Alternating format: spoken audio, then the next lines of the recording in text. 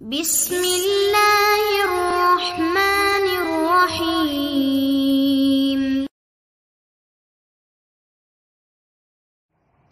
واشهد ان لا اله الا الله وحده لا شريك له واشهد ان محمدا عبده ورسوله اما بعد. محترم حضرات، ابھی امام صاحب نماز میں چوتھے پارے کی تلاوت کر رہے تھے. دوپہر میں میں نے کوشش کیا کہ اس پارے میں اللہ رب العالمین نے جو احکام بیان کیے ہیں ان کی ایک شارٹ لسٹ تیار کی جائے. تو میں نے تقریباً 60 سے زیادہ نقطے تیار کیے ہیں جو اس بارے میں اللہ رب العالمین نے بیان کیے ہیں.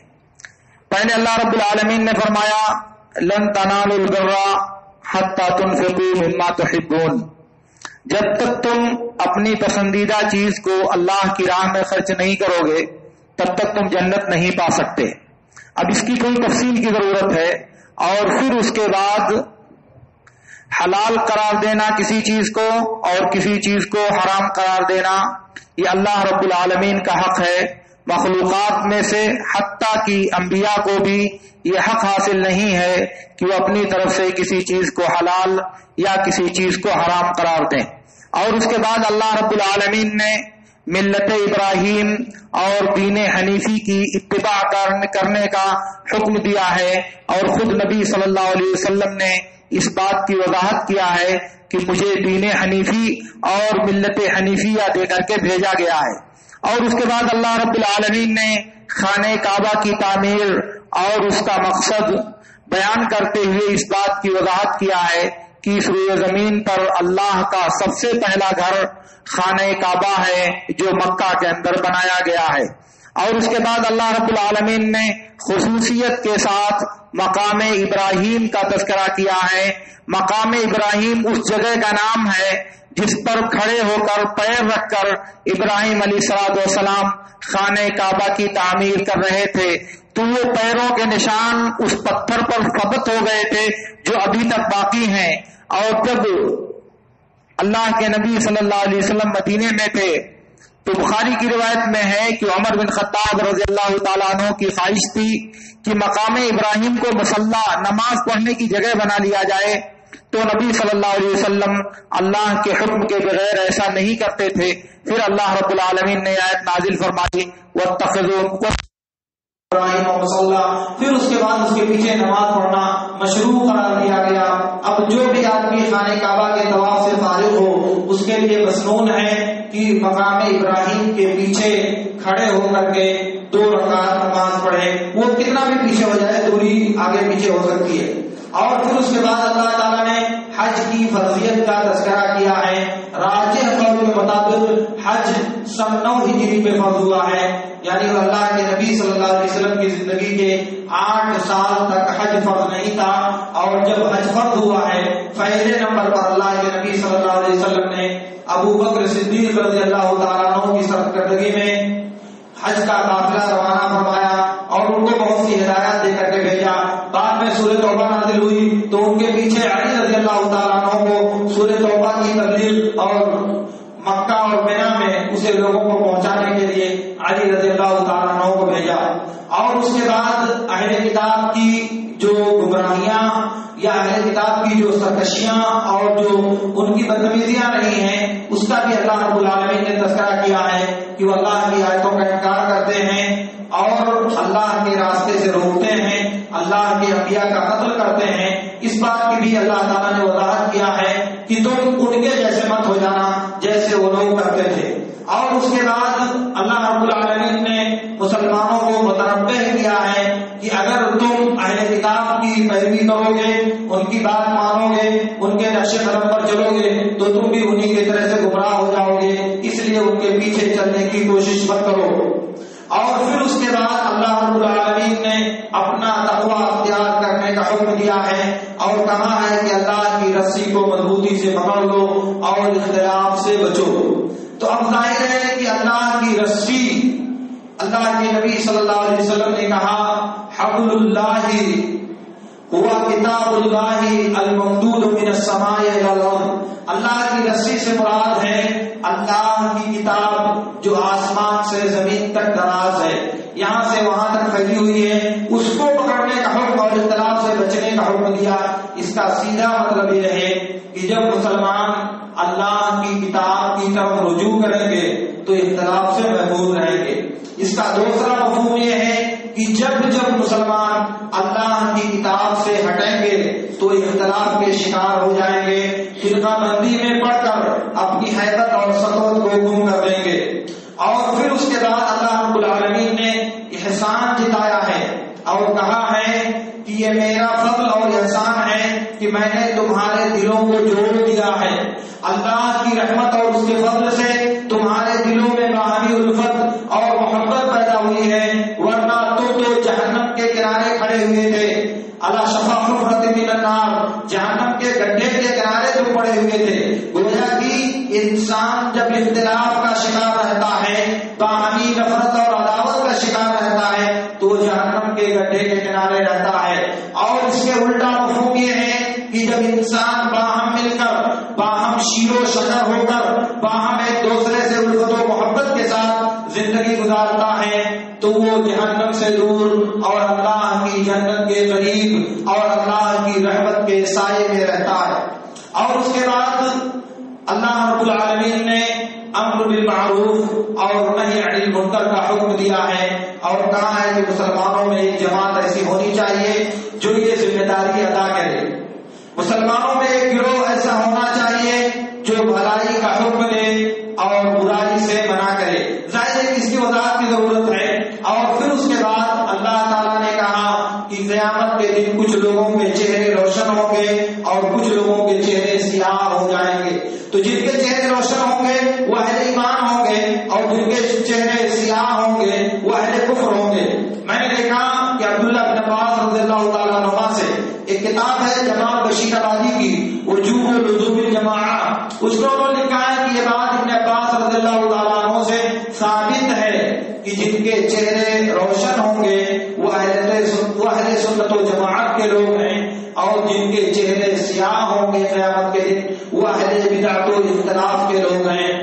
اور پھر اس کے بعد اللہ رب العالمین نے سب سے بہتر امت محمدیہ کو اس لیے قرار دیا ہے کہ اس میں ایسے لوگ پائے جاتے ہیں جو اللہ پر ایمان رکھتے ہیں، بھلائی کا حکم دیتے ہیں، برائی سے منع کرتے ہیں۔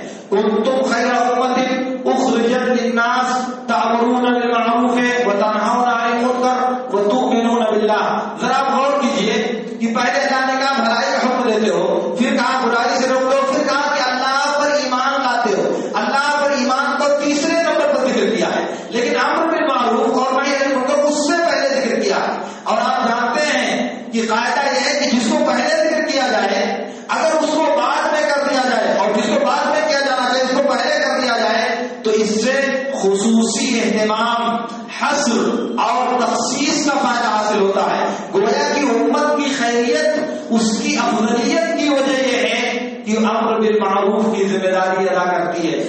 اور اس کا مفہوم یہ ہے کہ اگر امت امر بالمعروف اور نہی عن المنکر کی ذمہ داری ادا کرنا ترک کر دے تب یہ خیر امت نہیں رہ جائے گی، کیونکہ اس کو جو مرتبہ ملا ہے وہ خاص صفات اور خاص اعمال کی وجہ سے ملا ہے۔ اگر ان صفات سے دامن خالی ہو جائے تو ظاہر ہے کہ وہ درجہ باقی نہیں رہ جائے گا۔ اور پھر اس کے بعد اللہ رب العالمین نے یہاں ایک چیز بیان کیا ہے اہل کتاب کے بارے میں۔ میرے علماء اور طلبہ بیٹھے ہیں وہ نوٹ کر لیں، اللہ رب العالمین نے کہا وَلَوْ آمَنَ أَهْلُ الْكِتَابِ لَكَانَ خَيْرًا لَهُمْ۔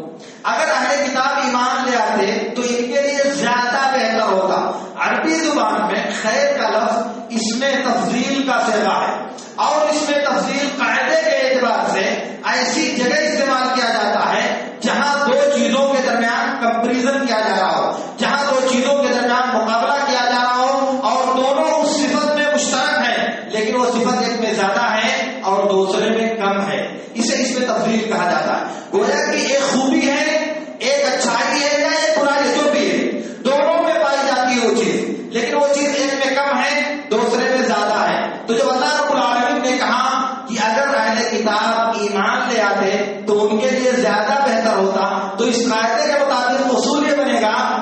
کہ اگر اہل کتاب ایمان نہیں لائیں گے تو ان کے لیے کم بہتر ہوگا، زیادہ بہتر نہیں کم بہتر ہوگا. حالانکہ یہ بات غلط ہے، حالانکہ یہ بات غلط ہے، کیونکہ جو ایمان نہیں لاتا اس کے لیے نہ دنیا میں کوئی خیر ہے اور آخرت میں کوئی خیر ہے.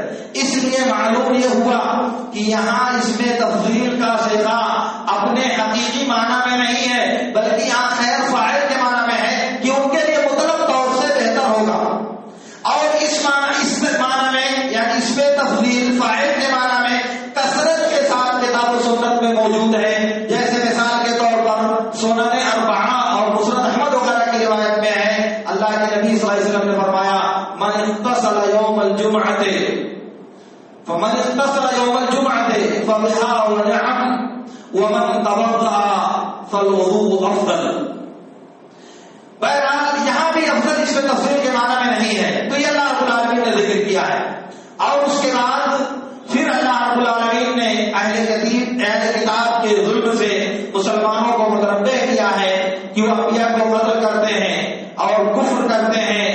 اور یہ بات قابل لحاظ ہے کہ اللہ تعالیٰ نے اہل کتاب کے جرائم بیان کرنے کے بعد اس بات کی وضاحت کیا ہے کہ وہ سب یکساں اور برابر نہیں ہیں. ان میں سے بھی کچھ اہل ایمان، اللہ سے ڈرنے والے اور اللہ کا تقویٰ اختیار کرنے والے لوگ موجود ہیں. اس وقت بھی تھے، آج بھی ہے، اور یہ سلسلہ ہمیشہ قائم رہے گا.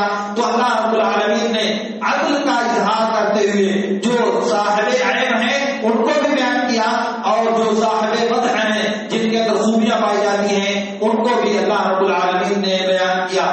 اور اس کے بعد اللہ تعالیٰ نے کہا یہ کافروں کا ٹھکانہ جہنم ہے، وہ ہمیشہ ہمیشہ جہنم میں رہیں گے، ان کا مال اور ان کی اولاد کسی کام نہیں آئے گی. یہ کافروں کو اللہ تعالیٰ نے مزید تنبیہ اور مزید توبیخ کے لیے بیان کیا ہے، ورنہ یہ قاعدہ دنیا کے ہر انسان پر نافذ ہے کہ اہل ایمان بھی قیامت کے دن جب آئیں گے تو ان کا مال اور ان کی اولادوں کے لیے کوئی فائدہ نہیں دے گی اگر انہوں نے دنیا میں اللہ کے لیے اس کو استعمال نہیں کیا ہوگا.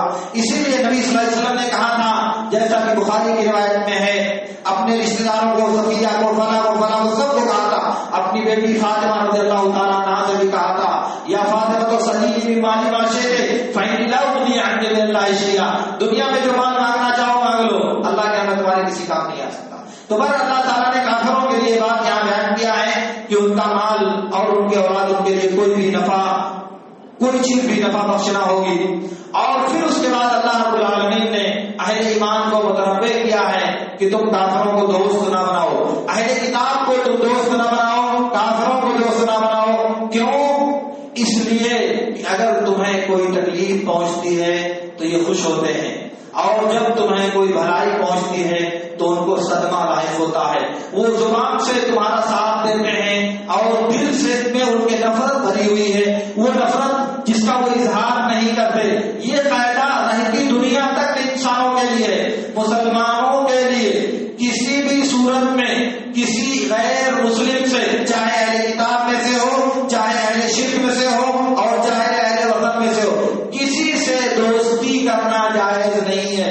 دوستی کا مطلب ہوتا ہے دل دے دینا، دل میں جگہ دینا، ورنہ ہمدردی کرنا، خیر خواہی کرنا، ان کی مدد کرنا، ان کے ساتھ حسن معاشرت کرنا، ان کے ساتھ لین دین میں ایمانداری اور سچائی کا معاملہ کرنا، یہ تو فرض ہے ہمارے اوپر، یہ مطلوب ہے. تو رواداری اور حسن سلوک ایک دوسری چیز ہے، لیکن دل دے دینا اور دل میں جگہ دے دینا یہ بالکل ایک دوسری چیز ہے، جسے اللہ رب العالمین مودت، محبت، الفت اور قلبی لگاؤ سے تعبیر کرتا ہے. اس لیے دونوں میں فرق ہونا چاہیے. معاملہ داری، حسن سلوک، اچھی طرح سے لین دین کرنا یہ اہل ایمان سے مطلوب ہے. البتہ دل دے دینا اور دل میں جگہ دے دینا یہ مطلوب نہیں ہے. اس بات سے اللہ رب العالمین نے سختی کے ساتھ متنبہ کیا ہے اور کہا ہے کہ ان کے دل میں تمہارے لیے بغض بھرا ہوا ہے، اگرچہ کہ اس کے اظہار کی قوت نہیں رکھتے.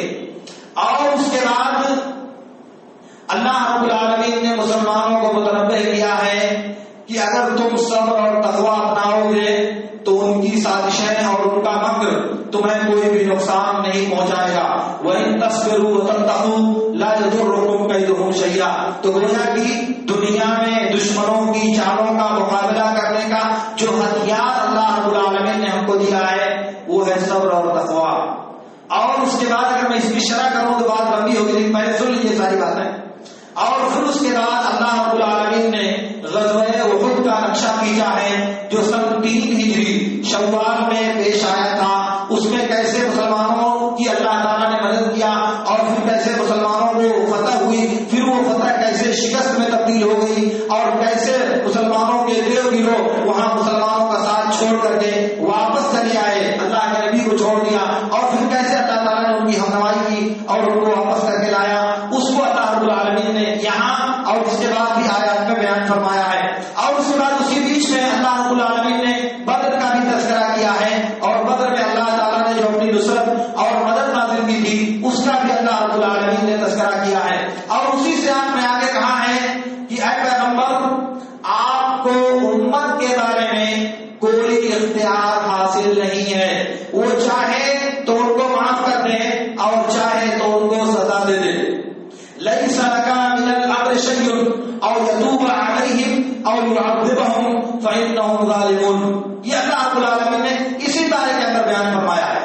میں نے دیکھا کہ انس بن مالک رضی اللہ تعالیٰ عنہ سے یہ بات بسند صحیح ثابت ہے احمد اور مسلم وغیرہ کی روایتوں میں کہ اللہ کے نبی صلی اللہ علیہ وسلم کو احد کے دن بہت چوٹ آئی تھی، سر آپ کا زخمی ہو گیا تھا، اسی حال میں آپ بے ہوش ہو گئے تھے. جب آپ کو افاقہ ہوا، ہوش آیا تو آپ نے کہا کیف یفلح قوم شجعوا نبیہم، وہ قوم کیسے کامیاب ہو سکتی ہے جو اپنے نبی کا سر توڑ دے، اپنے نبی کو زخمی کر دے. جب یہ بات نبی صلی اللہ علیہ وسلم نے کہی تو اللہ تعالیٰ کو بات اچھی نہیں لگی. کہا کہ آپ کو یہ حق نہیں ہے کہنے کا، ان کو توبہ، ان کی توبہ قبول کرے کہ عذاب سے کام اللہ تعالیٰ کا، آپ کا کام ہے نہیں، آپ کا کام ہے میرا دین ان تک پہنچا دینا. دوسری روایت ہے صحیح بخاری اور مسلم کی، انس بن مالک سے بھی اور عبداللہ بن عمر رضی اللہ تعالیٰ عنہما سے بھی کہ اللہ کے نبی صلی اللہ علیہ وسلم جب کفار کے لیے بد دعا کر رہے تھے، اور یہ بد دعا کرنے کا عمل سن 3 ہجری میں شروع ہوا تھا جب اللہ کے نبی صلی اللہ علیہ وسلم کے 70 علماء کو دھوکے اور غداری سے پیرے معونہ میں شہید کر دیا گیا تھا.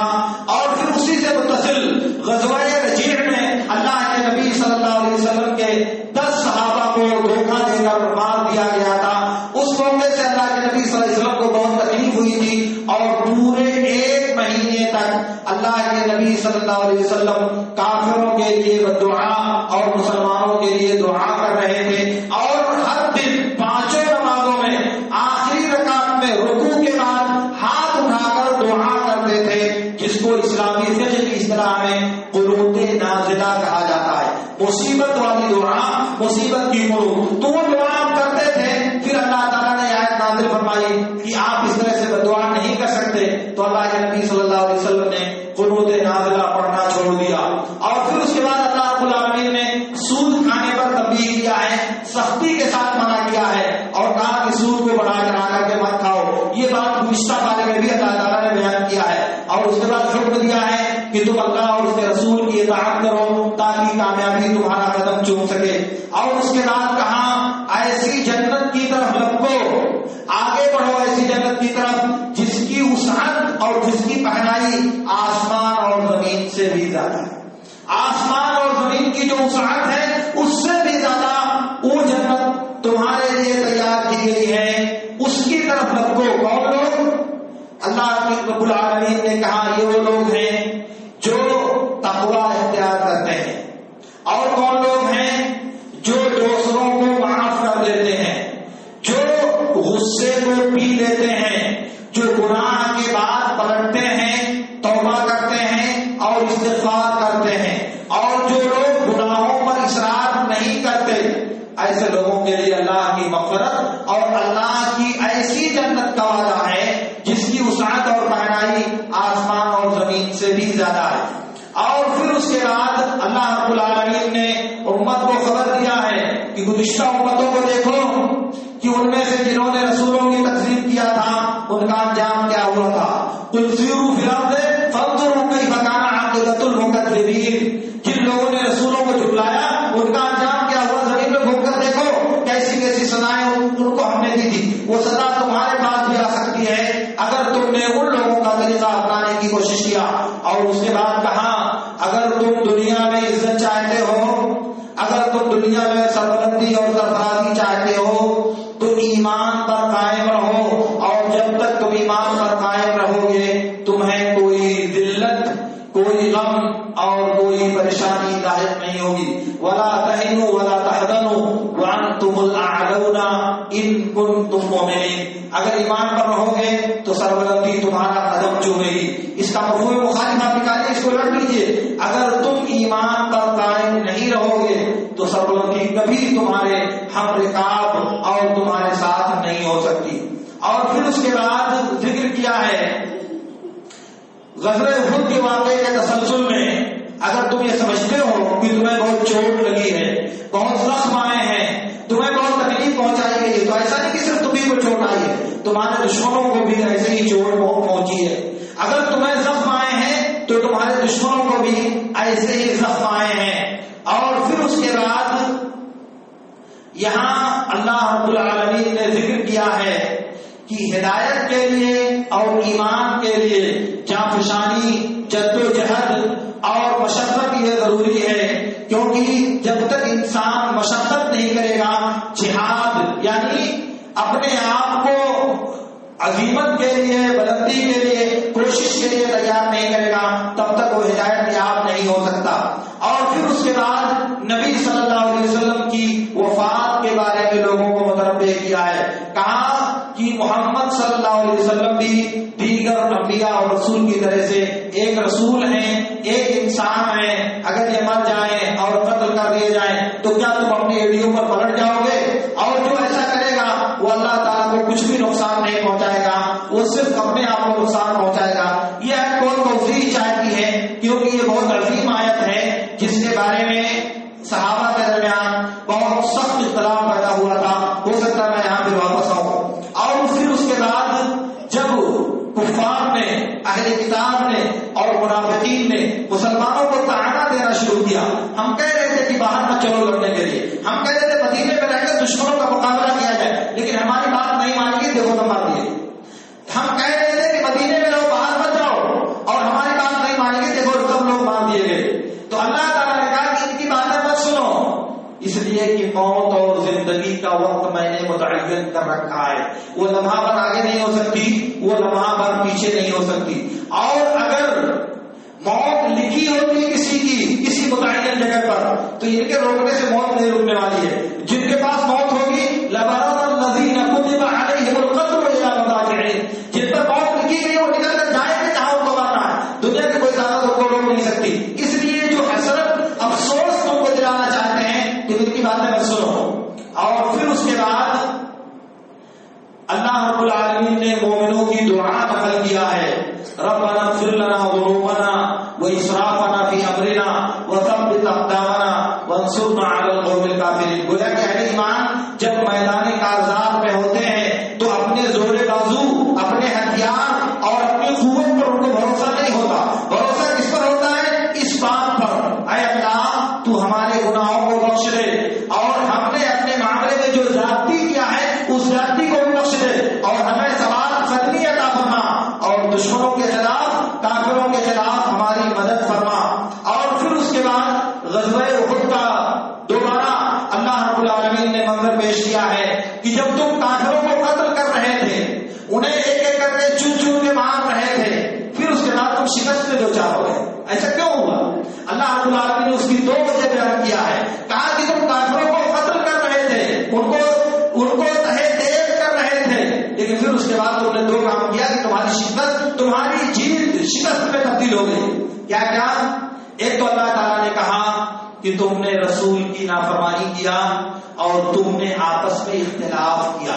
یہ اختلاف اور یہ رسول کی نافرمانی جیتی ہوئی جنگ کو شکست میں بدل دیتی ہے. وہ جو بخاری کی روایت ہے عبداللہ بن جبیر رضی اللہ تعالیٰ عنہ کی، سرکردگی میں اللہ کے رسول صلی اللہ علیہ وسلم نے 50 سواروں کا جو دستہ متعین کیا تھا، وہ لوگ اپنا وہاں چھوڑ کر بھاگ گئے، تو وہاں چھوڑا رسول کی نافرمانی ہوئی، اور تمام لوگ نے کچھ لوگ اتر کے آئے، امیر کی بات سے انکار کیا، یہ اختلاف کیا، اس لیے اللہ تعالیٰ نے ان کو شکست سے دو چار کر دیا. اور اس کے بعد منافقین کی بات دوبارہ اللہ تعالیٰ نے نقل کیا، جو پہلے میں نے ذکر کیا کہ مدینے میں رہتے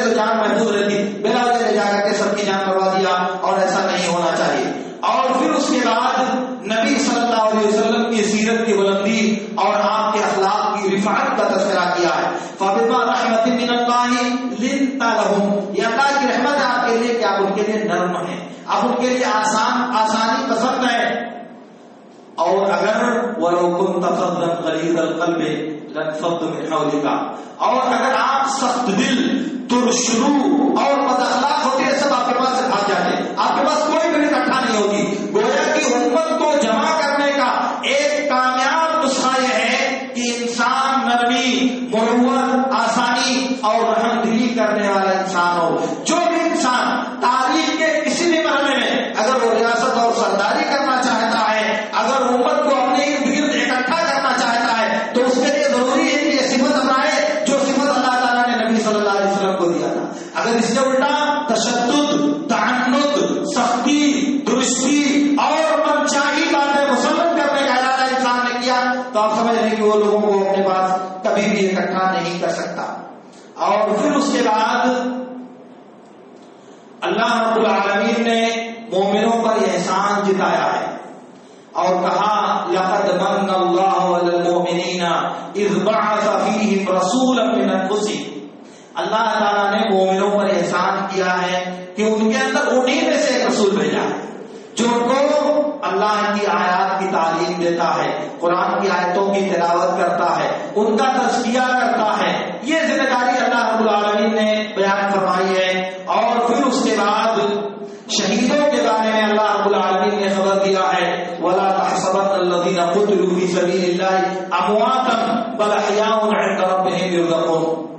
آج جو لوگ اللہ کی راہ میں شہید کیے جائیں انہیں مردہ مت سمجھو، وہ اللہ کے پاس زندہ ہیں، انہیں روزی دی جاتی ہے، وہ وہاں خوش ہیں، شادمان ہیں، مسرت محسوس کرتے ہیں، انہیں نہ ڈر ہے، نہ خوف ہے، نہ حزن ہے، نہ غم ہے، وہ بہت آرام کے ساتھ وہاں ہیں. اور پھر اس کے بعد اللہ رب العالمین نے غزوہ احد کے فوراً بعد غزوہ حمراء الاسد جو پیش آیا تھا اسی مہینے میں شوال میں اور سبزی نہیں میں، اس کا تذکرہ اللہ تعالیٰ نے کیا ہے کہ جب تم سے کہا گیا کہ دشمن تمہارے لیے اکٹھا ہو گیا ہے تو کچھ لوگوں کے دل کانپ گئے، دہل گئے، لیکن جو اہل ایمان تھے کہا کہ نہیں ہم چلیں گے ان کا پیچھا کرنے کے لیے، اور وہ گئے ان کا پیچھا کرنے. احد میں جو زبردست رن اور مقابلہ پڑا تھا اس کے بعد خبر دی گئی کہ دشمن ہمارا رسول میں اکٹھا ہو رہا ہے، تو کچھ لوگ تو کانپے کہ کہاں ہمت ہے جانے کی، لیکن مومنین نے کہا کہ نہیں ہم چلتے ہیں ان کا پیچھا کرنے. پھر وہ گئے ان کے پیچھے، پتہ لگا کہ وہ بھاگ چکے ہیں، تو مسلمان کامیابی کے ساتھ اس غزوے میں واپس آئے. اس کا تذکرہ اللہ رب العالمین نے یہاں کیا ہے. اور پھر اس کے بعد اللہ رب العالمین نے بخیلوں کی سخت مذمت بیان کیا اور کہا کہ اللہ نے ان کو جو مال دیا ہے وہ مال تو سمیت کر حفاظت کر کے رکھتے ہوئے نہ سمجھے کہ بہت اچھا کر رہے ہیں، وہ اللہ تعالیٰ ان کی جب پکڑ کرے گا تب ان کو پتا چلے گا. دنیا میں تو بہت اچھا لگتا ہے مال جمع کر کے رکھنا، لیکن آخرت میں یہ ان کے لیے وبال جان ہوگا. بلکہ اللہ تعالیٰ نے کہا کہ ان کو ان کا مال ان کے گلے کا ہار پہنا کر کے قیامت کے دن پہنایا جائے گا.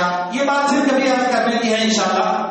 اور پھر اس کے بعد دوبارہ یا سہبارہ اس بارے میں اللہ رب العالمین نے اہل کتاب کی بدتمیزیاں اور پھر انبیاء کو تنگ کرنا، انبیاء سے مطالبہ کرنا کہ جب تک تم کوئی آگ نہیں لاتے جو قربانی کو جلا کر خاک کر دے تب تک ہم تمہارے اوپر ایمان نہیں لائیں گے، یہ بھی ان لوگوں نے مطالبہ کیا. اس کا بھی تذکرہ اللہ تعالیٰ نے کیا ہے. اور پھر اس کے بعد خبر دیا ہے کہ دنیا میں جو بھی جاندار ہے اسے مر جانا ہے، کسی کو اس دنیا میں زندہ نہیں رہنا ہے. اور پھر اس کے بعد بتایا ہے کہ انسان کے ہر عمل کا بدلہ اللہ تعالیٰ قیامت کے دن دے گا. دنیا میں انسانوں کے عمل کا بدلہ پورا نہیں ہوتا، نہ خیر کا بدلہ اور نہ شر کا بدلہ، کوئی بھی بدلہ دنیا میں انسان کا پورا نہیں ہوتا. اللہ تعالیٰ قیامت کے دن بدلہ دے گا. اور پھر اس کے بعد اہل کتاب سے اللہ تعالیٰ نے وعدہ کیا تھا کہ تم میری کتاب کو لوگوں سے بیان کرو گے، لوگوں کو سناؤ گے، لوگوں کو سمجھاؤ گے، مگر انہوں نے اس کو الٹا کیا، وعدہ خلافی کیا اور کتاب اللہ کو بدل دیا اور اسے چھپا دیا. بجائے اس سے کہ لوگوں کو بتاتے انہوں نے لوگوں سے اس کو رپوش کر دیا. یہ ان کی وعدہ خلافی ہے جس کا ذکر اللہ رب العالمین نے کیا ہے. اور پھر اس کے بعد اللہ تعالیٰ نے دعوت دیا ہے کہ جو اہل ایمان ہیں وہ اللہ کی بنائی ہوئی نشانیوں میں، اللہ کی مخلوقات میں غور و فکر کرتے ہیں. اور پھر اس کے بعد مومنوں کی چند صفات کا ذکر کیا ہے کہ وہ اللہ سے توبہ کرتے ہیں، اللہ سے دعا کرتے ہیں اور اللہ تعالیٰ سے استغفار کرتے ہیں. اسی پر سورہ آل عمران ختم ہو جاتی ہے، مگر اسی بارے میں پھر سورہ نساء آتی ہے.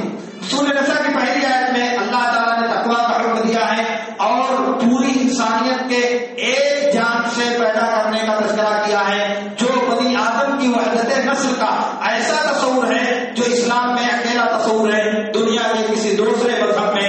کا تصور نہیں پایا جاتا. اور پھر حکم دیا ہے کہ یتیموں پر ظلم کرنے سے، اگر یتیم بچیوں سے شادی کرنے میں تم کو ان کے مال کا لالچ ہے تو تم ان سے شادی مت کرو، بلکہ دوسری عورتوں سے شادی کرو. ان میں سے جو اچھی لگے 2 کر لو، 3 کر لو، 4 کر لو، جو چاہو شادی کر لو. مگر یتیم بچیاں جو تمہاری حفاظت میں ہیں ان کے مال کی لالچ میں تم ان سے شادی مت کرو، کیونکہ تم ان سے شادی کرنے کے بعد جب ان سے عدل نہیں کر سکتے تو تم ان سے شادی نہ کر کے دیگر عورتوں سے تم شادی کرو. ایسا اللہ رب العالمین نے حکم دیا ہے. اور اس کے بعد عورتوں کو حقوق مال دینے کا حکم دیا ہے اور کہا کہ اگر خوشی سے اپنا مال تم کو واپس کر دے، یعنی عورت اپنا مال شوہر کو واپس کر دے تو ایسا کرنا اس کا دینا جائز ہے اور مرد کا اسے کھانا اور استعمال کرنا جائز ہے. اور اس کے بعد اللہ تعالیٰ نے کہا کہ جو احمد بے عقل اور بے شعور ہیں ان کو اپنا مال مت دو. ولا تؤتوا السفهاء اموالكم، اپنا مال بیوقوفوں کو مت دو. اور اسی طرح یتیم بچوں کو بھی ان کا مال ان کے حوالے نہ کر دو جب تک وہ سن رشد کو، شعور کی عمر کو، سوجھ بوجھ کو نہ پہنچ جائیں کہ مال کی حفاظت کر سکیں، تب تک تم انہیں اپنا مال نہ دو. اور اس کے بعد اللہ رب العالمین نے ترکہ وراثت کی تفصیل بیان کیا ہے، کس کو کتنا ملے گا، کیا ملے گا، اور پوری تفصیل آپ نے بھی سنا ہے. اور پھر اس کے بعد اللہ رب العالمین نے ان حصوں کو اللہ کی حدود قرار دیا ہے کہ اس میں اگر کوئی زیادتی کرنے کی کوشش کرے گا یا بدلنے کی کوشش کرے گا تو اللہ کی حدود سے آگے بڑھنے والا ہوگا. اور پھر اس کے بعد شریعت میں پہلے زنا کی حد نازل ہونے سے پہلے زنا کا جو حکم تھا اس کو اللہ تعالیٰ نے یہاں بیان کیا ہے کہ اگر کوئی بدکار مرد یا عورت مل جائے اور ثابت ہو جائے تو تم ان کو گھروں میں قید کر دو. اس وقت تک قید رکھو یہاں تک کہ ان کو موت آ جائے یا اللہ تعالیٰ کوئی راستہ نکال دے. اللہ تعالیٰ نے وہ راستہ نکال دیا ہے. صحیح مسلم کی روایت میں ہے اللہ کے نبی صلی اللہ علیہ وسلم نے فرمایا خذوا عنی فقد جعل اللہ لہن سبیلا. یہ جو اللہ نے کہا آتا یجعل اللہ لہن سبیلا، اس کو اللہ کے رسول نے فرمایا سیکھ لو مجھ سے، تم سیکھ لو. اللہ تعالیٰ نے زانی مردوں اور زانی عورتوں کے لیے راستہ نکال دیا ہے کہ اگر شادی شدہ مرد اور عورت زنا کریں تو انہیں کوڑے مارو اور پتھروں سے مار مار کر جان لے لو ان کی، اور اگر غیر شادی شدہ ہیں تو ان کو 100 کوڑے لگائے جائیں اور 1 سال کے لیے جلا وطن کر دیا جائے، شہر سے نکال دیا جائے. اور پھر اس کے بعد اللہ رب العالمین نے توبہ کے لیے جہالت کو شرط قرار دیا ہے، یعنی جو اللہ کی معصیت نادانی میں کرتا ہے اور اصرار نہیں کرتا اور موت میں توبہ نہیں کرتا ان کی توبہ قبول ہوتی ہے. جو آدمی نادانی میں اور موت سے پہلے توبہ کرے اس کی توبہ اللہ تعالیٰ قبول کرتا، موت میں اللہ تعالیٰ توبہ قبول نہیں کرتا. پھر اس کے بعد اللہ تعالیٰ نے عورتوں کے ساتھ حسن سلوک کرنے کا حکم دیا ہے اور پھر ان کے بعد ان عورتوں کا تذکرہ کیا ہے جن سے ہمیشہ کے لیے شادی کرنا حرام ہے، جن کو محرمات ابدیہ کہا جاتا ہے. تو کچھ اس بارے میں ہے اور کچھ 5ویں بارے میں. امام صاحب کو 5ویں بارے کو بھی لے کے چلے گئے 2 صفحہ تک، تو وہ پورے احکام اللہ رب العالمین نے یہاں بیان کیے. یہ موٹے موٹے نکات ہیں جو میں بہت مختصر کر کے 1 پارے سے نوٹ کر سکا ہوں. اب میں آپ بتائیے، آپ کو فہرست میں نے بتا دیا پورے بارے میں، مقصد حل ہو گیا آپ کا. اس پورے بارے میں اللہ تعالیٰ نے یہ احکام بیان کیے ہیں. میں چاہ رہا تھا کہ کم سے کم لا تنالوا البر کی جو تفسیر حدیث میں نبی صلی اللہ علیہ وسلم سے ثابت ہے وہ میں آپ کو سنا دوں. کیسے سناؤں گا؟ ظاہر ہے کہ آپ بھی پریشان، میں بھی پریشان، وقت ساتھ نہیں دیتا. اس کا مطلب یہ ہوا کہ قرآن کی تفسیر کا یا ایک دن میں 1 پارہ کی تفسیر کرنے کا جو ہوا کھڑا کیا جاتا ہے وہ ایک بے لغو بات ہے، اس کا کوئی فائدہ نہیں ملنے والا ہے. ہاں، ایک آیت کی تفسیر کیا جائے، اس کو آپ کے گوشے گزار کیا جائے اور قرآن و سنت کو ملا کر شریعت کے احکام کی وضاحت کی جائے، تب آپ کو کچھ فائدہ مل سکتا ہے. اور ظاہر ہے کہ آدھے گھنٹے میں نہیں ہونے والا کام، اس کے لیے آپ کو وقت چاہیے، 7 سال بھر یہ سلسلہ چلنا چاہیے. تو سر میں آپ کو بتانا چاہ رہا تھا کہ میں بیٹھا 10 منٹ کے لیے، پارا لیا میں نے، کافی لیا، میں سوچا کہ لاؤ دیکھوں کہ اللہ تعالیٰ اس بارے میں کون کون سی باتیں ہمیں بتاتا ہے. تو میں نے بہت سی چیزوں کو چھوڑ دیا، جو اہم باتیں تھیں ان کو میں نے نوٹ کرنے کی کوشش کیا اور وہ بھی 60% پہنچ گئی میرے پاس. اب میں ان میں سے اگر ایک نقطے کو 1 منٹ دوں، 1 منٹ نہیں ہو سکتا، تب بھی 60 منٹ ہوگا. اور یہ لن تنالوا البر اس میں جو احادیث وارد ہیں وہ مجھے آدھے گھنٹہ چاہیے. امر بالمعروف کے بارے میں مجھے 1 گھنٹہ چاہیے بتانے کے لیے کہ امر بالمعروف کے شرعی احکام کیا ہیں، کون کرے گا کون نہیں کرے گا، کب کرے گا کب نہیں کرے گا، اس کا مطلب کیا ہوتا ہے. ظاہر کی چیزیں تفصیل چاہتی ہے، وراثت کے احکام ہیں اور پھر ان سے شادی کب جائز ہے کب نہیں جائز وغیرہ وغیرہ سب کا شفا تو ہے، لیکن یہ جو بات ہے اللہ رب العالمین نے اس بارے میں بیان فرمائی تھی وہ اختصار کے ساتھ آپ کے سامنے میں نے رکھا ہے. اب اس کو سمجھنا، اس پر عمل کرنا یہ آپ کی ذمہ داری ہے. اللہ رب العالمین سے میں دعا کرتا ہوں کہ اللہ رب العالمین ہمیں ان باتوں پر عمل کرنے کی توفیق عطا فرمائے. وآخر دعوانا ان الحمد للہ رب العالمین. اقول لكم ما تسمعون واستغفر الله لي ولكم.